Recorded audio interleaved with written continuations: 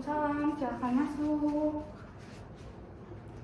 Baik, di sini saya sudah menyediakan 2 kursi. Pilihlah salah satu kursi. Ketika kamu duduk sana, kamu itu merasa nyaman untuk nanti bercerita.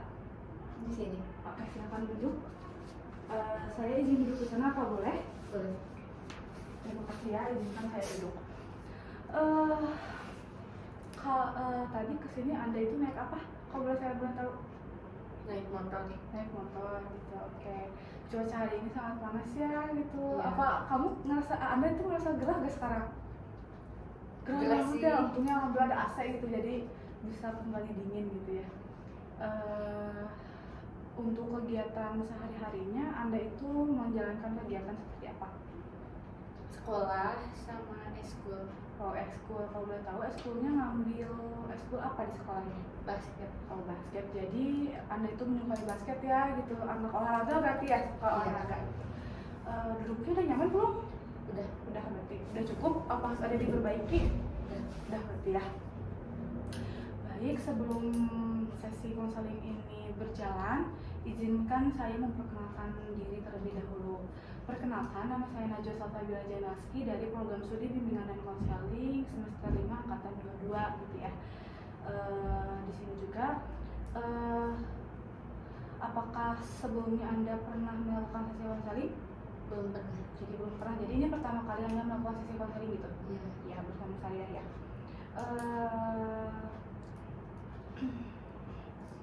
Baik, di sini sebelum melakukan sesi konseling, izinkan saya memberikan asas-asas dulu ya. Di sini ada asas kerahasiaan, di mana ketika Anda nanti bercerita tidak akan ada yang mengetahui gitu sebelum izin Anda sendiri gitu ya.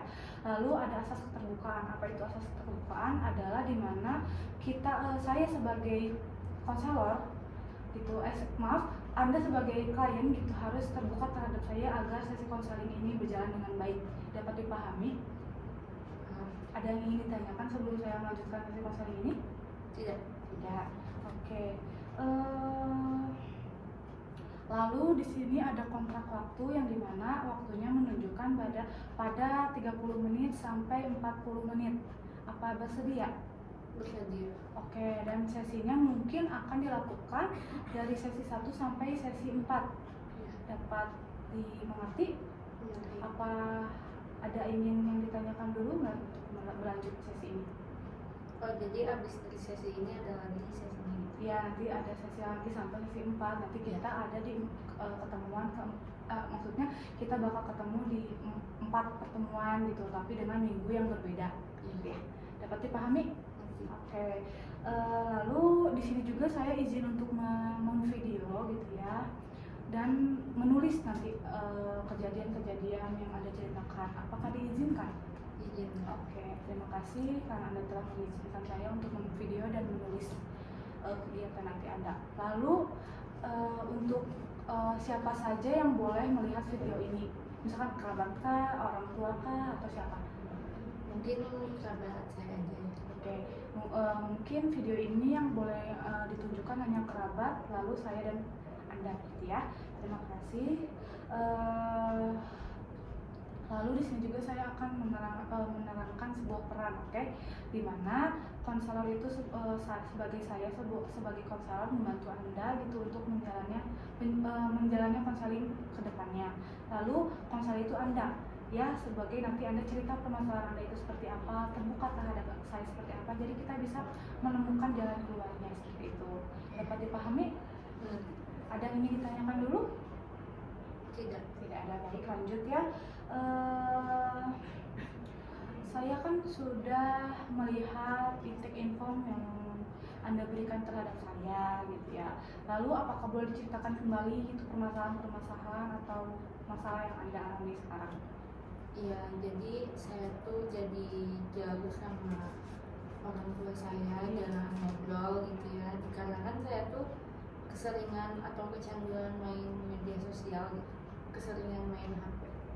Oh, jadi permasalahannya Anda itu merasa bahwa Anda itu sekarang jauh gitu terhadap orang tua Anda karena media sosial gitu. Iya. Gitu ya. Lalu apa lagi yang ingin diceritakan?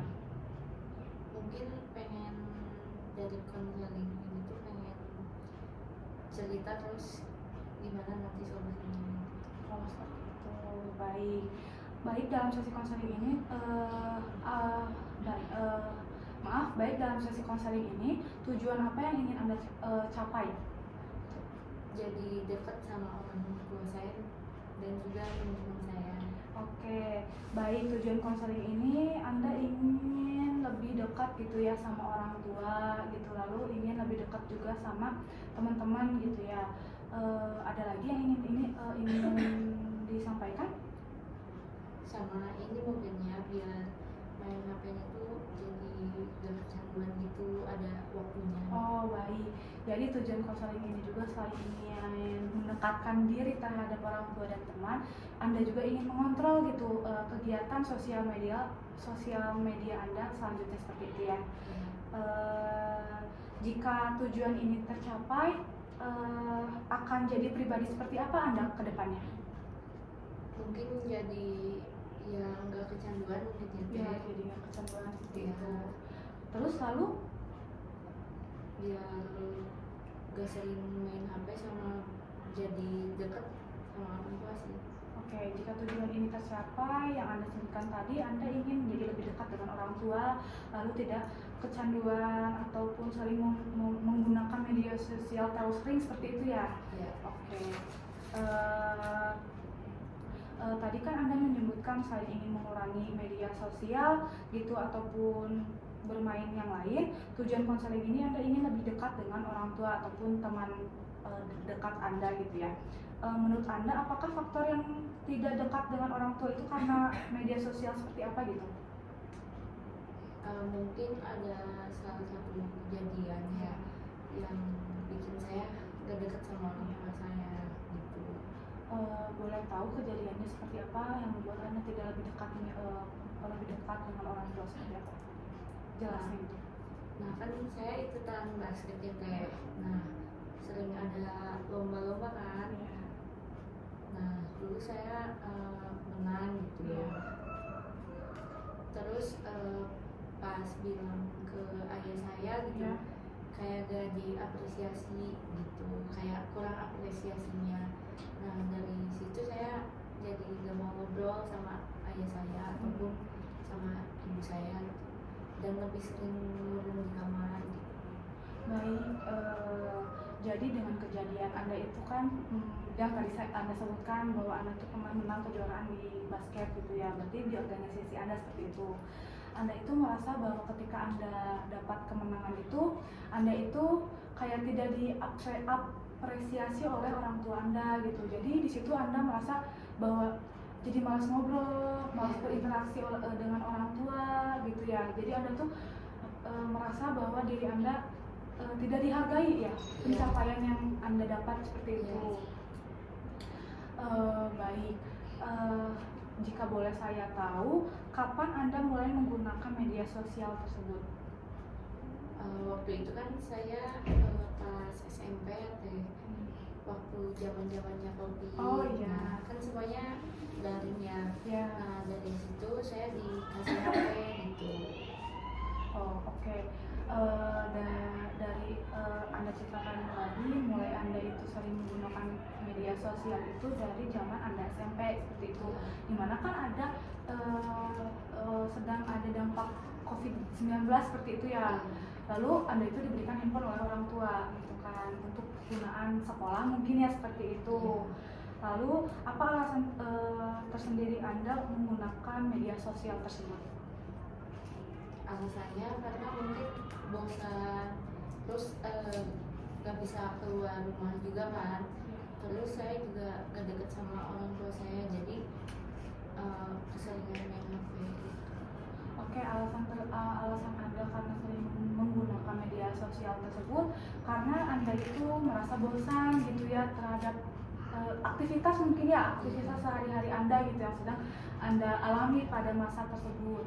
Lalu Anda pun tidak dekat dengan orang tua, apalagi teman gitu ya, karena sedang COVID gak boleh kemana-mana. Jadi Anda itu cenderung menggunakan media sosial untuk kepribadian Anda seperti itu ya. Lalu Anda ingin diceritakan lagi? Mungkin itu aja sih teh gara-garanya awal mulanya gitu. Awal mulanya dari situ aja begitu. Iya. Dari gara-gara COVID itu ya yang kayak kita tuh harus diam di rumah gitu ya, nggak bisa kemana-mana. Jadi Anda tuh melakukan kegiatannya dengan media sosial. Iya. Seperti itu. Oke. Jika saya boleh tahu, aplikasi apa sih yang sering Anda buka gitu untuk menghilangkan rasa bosan itu? Paling yang pertama tuh ada WA, ada IG, sama TikTok, sama Netflix mungkin ya. Baik. Yang Anda sering gunakan itu aplikasi WhatsApp, Instagram, TikTok, dan satu lagi Netflix untuk mungkin untuk menonton ya. Iya. Baik. Nah, jadi aplikasi lalu adakah kelebihan dan kekurangan dan yang mungkin yang sering Anda akses itu seperti apa? Mungkin kelebihannya apa, kekurangannya apa yang Anda rasakan itu apa ketika Anda menggunakan media sosial tersebut? Mungkin kalau WA untuk komunikasi kan gitu ya, semua info tugas apa-apa juga Ya. di WA gitu ya. Nah mungkin kalau IG ya buat upload story aja gitu tentang ya story kehidupan. Kalau TikTok mungkin buat hiburan, aja gitu biar gak bosan. Nah kalau Netflix mungkin buat nonton film aja. Itu untuk kelebihannya yang Anda rasakan. Kalau kekurangannya yang Anda rasakan apa aja Bu, ketika Anda menggunakan media tersebut? Mungkin yang sering itu kan TikTok ya, yang sering dipakai tuh. Ya. Ada konten yang sesuai atau yang relate gitu. Nah itu tuh bikin saya sedih gitu, keingat gitu. Oh iya sama kejadiannya kayak saya kayak gitu sih. Oke, jadi mungkin kelebihan kekurangannya yang Anda rasakan itu kalau tentang atau kelebihannya dapat berkomunikasi dengan teman ataupun tugas-tugas seperti itu ya. Lalu IG itu untuk mengupload story kayak kehidupan ya, menunjukkan kehidupan Anda. Lalu kalau misalkan TikTok itu untuk hiburan sehari-hari Anda mungkin seperti itu. Lalu kalau Netflix Anda itu untuk nonton film gitu ya. Kalau kekurangannya itu mungkin yang Anda rasakan tadi kayak misalkan di TikTok kayak relate gitu ya dengan keadaan. Nah, ketika Anda menggunakan media sosial itu mungkin kan ada menjadi dampak ya. Dampak negatifnya itu seperti apa yang Anda rasakan? Dari TikTok. Ya, dari media sosial yang Anda jalani gitu kayak dengan tadi kayak Instagram, TikTok ataupun Netflix gitu kan ada mungkin ada dampak negatifnya bagi diri Anda. Nah, boleh ceritakan dampak negatifnya itu apa? Jadi lebih sering ngurung di kamar sih teh. Terus jadi lebih jarang ngobrol banget sama orang lain. Oke, dari dampak negatifnya mungkin Anda itu dengan gara-gara sering menggunakan media sosial yang Anda alami sekarang, Anda itu jadi sering mengurung gitu ya, menyendiri gitu ya, bahasa gaulnya mah kayak sendirian gitu ya gitu. Lalu Anda itu jadi jarang berkomunikasi dengan orang tua yang tadi Anda ceritakan tersebut mungkin ya.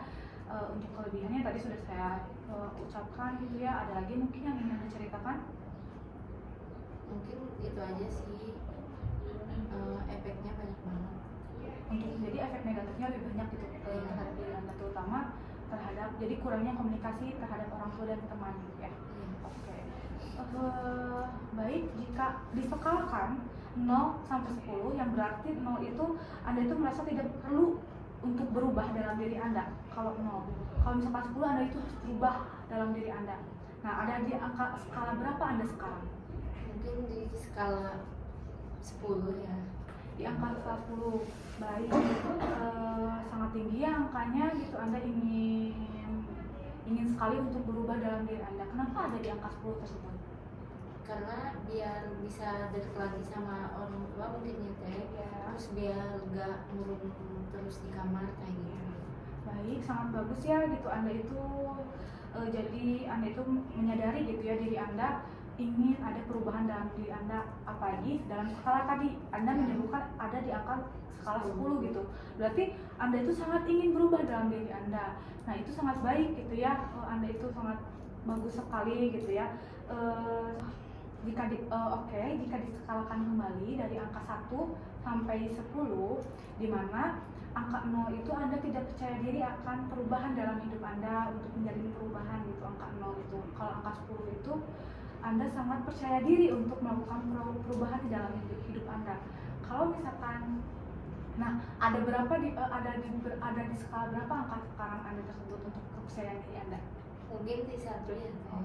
Oh baik, di sini Anda itu merasa tidak percaya diri seperti itu ya. Di sini kan Anda menyebutkan bahwa skalanya ada di 1, berarti Anda sangat tidak percaya diri seperti itu.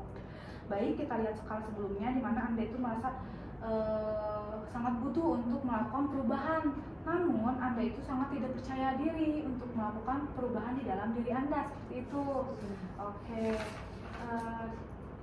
Nah, Anda juga di sini membutuhkan perubahan gitu ya di dalam diri Anda. Saya tuh harus berubah gitu ya agar saya bisa lebih mendekatkan diri terhadap orang tua dan teman gitu yang tadi Anda ceritakan.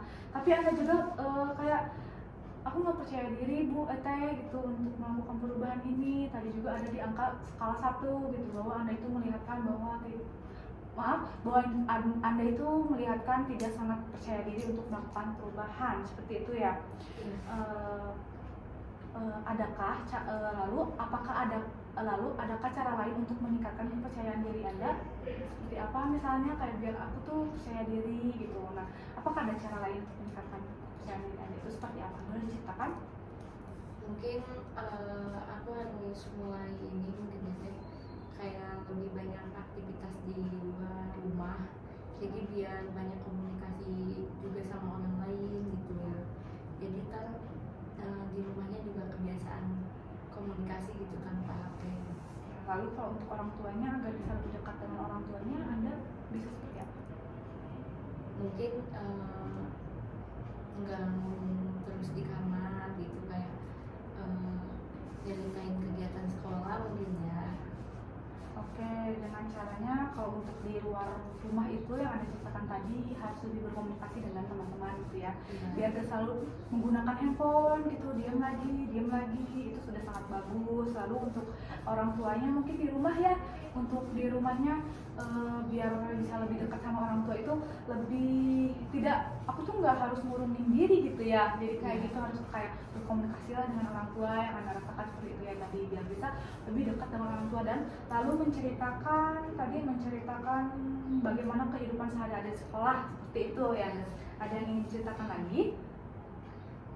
Itu aja mungkin ya. Bagus, saya sudah sangat bagus gitu ya untuk meningkatkan kepercayaan diri Anda dengan melakukan berkomunikasi untuk di luar sekolah mungkin dengan untuk di luar rumah mungkin dengan berkomunikasi dengan teman-teman gitu biar jadi gak fokus sama HP seperti itu. Lalu untuk di rumahnya Anda itu sering ngobrol gitu, deketin lagi dengan orang tua seperti itu, sudah cukup bagus. Oke, berarti Anda dapat naik gitu ya kepercayaan diri Anda dengan melakukan ini yang tadi Anda sebutkan gitu. Bagaimana caranya Anda itu biar meningkatkan kepercayaan diri Anda gitu, biar Anda itu gak takut akan perubahan di dalam diri Anda gitu, ngerti kan? Bagaimana kayak gitu ya. Lalu untuk melakukan perubahannya naik di angka, nah untuk perubahannya, nah kan tadi sudah disebutkan ya perubahannya bagaimana gitu biar saya percaya diri di dalam hidup saya.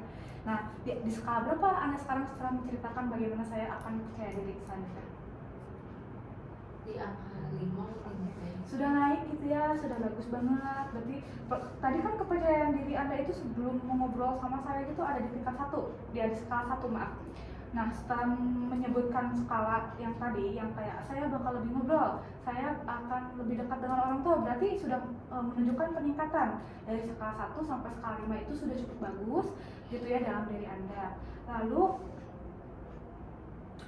saya yakin Anda untuk kedepannya bisa melakukan yang tadi Anda sebutkan, saya bisa mengobrol dengan teman-teman saya tanpa menggunakan handphone.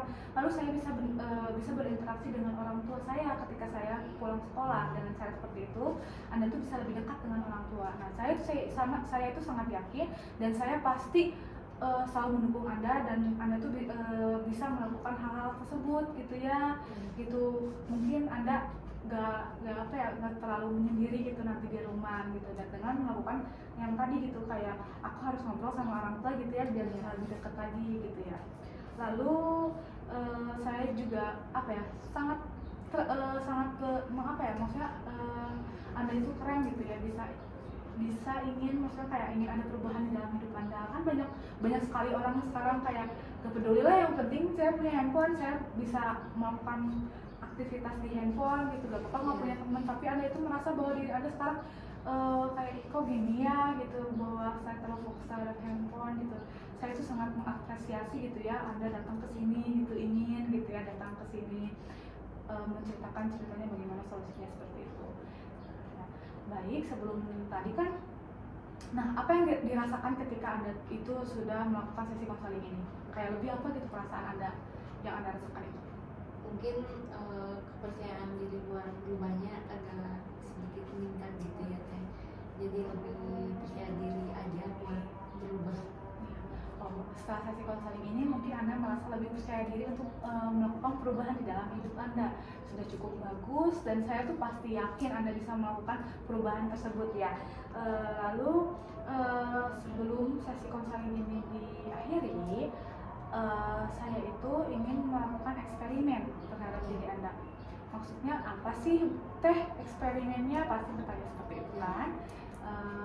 Jika misal gini aja, apa yang Anda rasakan ketika misalkan di dalam nanti untuk sesi konseling yang kedua ya, apa yang Anda rasakan ketika Anda itu kayak sering menggunakan handphone, lalu kayak Anda apa yang Anda rasakan ketika Anda sudah menerapkan motivasi di hidup Anda yang tadi Anda sebutkan, kayak aku sering ngobrol dengan orang tua saya, aku sudah sering ngobrol dengan teman sebaya saya. Nah, apa yang Anda rasakan nanti itu nanti Anda lakukan gitu ya. Oke, lalu Anda ingat-ingat gitu perasaannya seperti apa. Kalau misalnya lupa, tulis aja gitu, perasaan ini kalau misalkan aku kayak sering main HP, misalkan kayak aku kayak merasa gini gitu, jadi melakukan diary gitu ya. Terus lalu misalkan Anda sudah melakukan motivasi yang tadi Anda sebutkan, misalkan saya jadi lebih bisa akrab nih sama orang tua saya ketika saya bisa melakukan aktivitas tersebut yang tadi yang teteh maksudnya saya ceritakan ke teteh gitu, seperti itu dapat dipahami ya. Apakah ada yang ingin diceritakan lagi sebelum saya tutup sesi konseling ini? Sudah cukup mungkin ya. Oke, sudah cukup mungkin ya.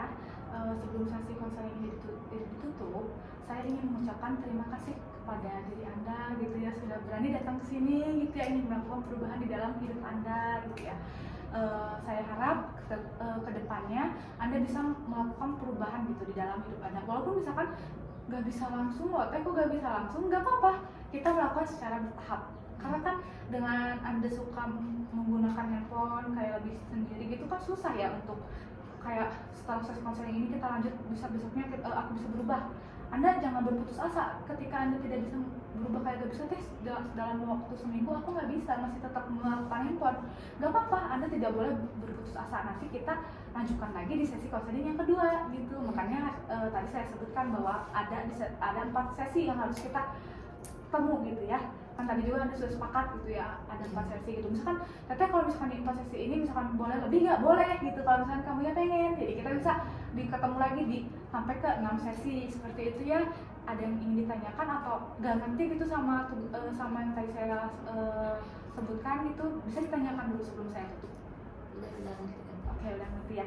Baik, terima kasih. Mungkin saya akan menutup sesi konseling ini. Saya akan mematikan videonya gitu untuk kedepannya. Kita lanjutkan di sesi konseling yang kedua. Terima kasih ya. Assalamualaikum warahmatullahi wabarakatuh. Kasih ya. Semangat ya.